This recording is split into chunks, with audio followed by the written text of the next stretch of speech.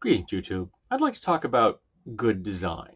I've talked about bad design before. For example, I may do a video about the switch on my computer. It's one of the worst electrical switches I've ever encountered.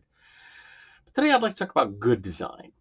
Now, when I'm doing tech reviews, gear reviews, I often will point out if an item has good or bad design, if it's ergonomic, if it fits the hand well, if it seems to be really have been designed with the human interaction between you and the world at large, and particularly how the item is supposed to be used. But good design is an overarching concept. Good design can be found anywhere. And I'm going to give you an example. I'll give you one right now. This sweatshirt. It's an American Giant sweatshirt. It's a great design.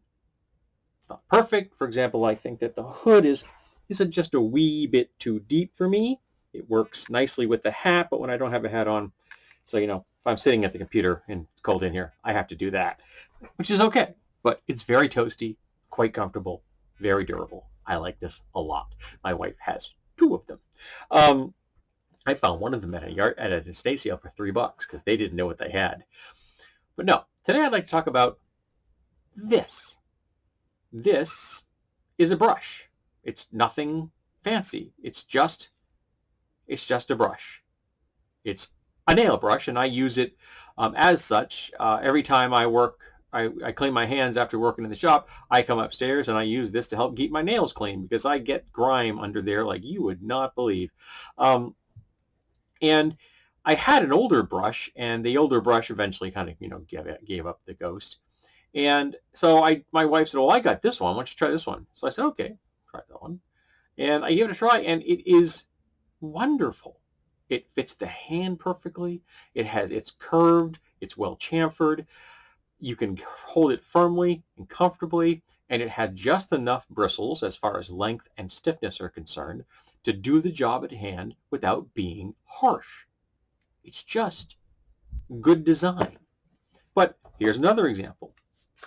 It's a Puko, which was designed by a guy's name who I'm not even going to try to pronounce because I know I'll butcher it. But this is a design that is so widely considered to be great. It's like in the Museum of Fine Art. Yes, seriously, because the design is that good, and I'm very happy I own one.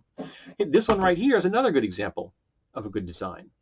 This is a bailing hook, but it's not just any bailing hook. It's a bailing hook that's designed to perfectly fit the hand. No motion, oval handle between the fingers. It's thinner than it is up here. It's in line with the hand. It's just an incredibly comfortable tool. It's big enough to grab the wire and not more than you need. It's just the most physically comfortable tool I've ever put in my hand. It's good design.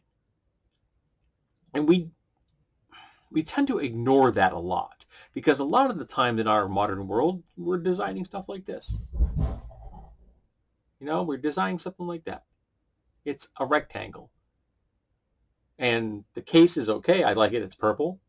It's got a little finger thing in the back. That makes my life a little easier. I'll hold it like this. But it's not perfect. And it's not particularly inspirational. It's not particularly ergonomic. It just does what it's supposed to do. It doesn't inspire me. It doesn't show me great design. I'd be intrigued to find a phone and case combination that actually would trigger that same feeling of good design as does this bailing hook or this nail brush. Because it's a wonderful thing to experience. So I'd like to talk about good design.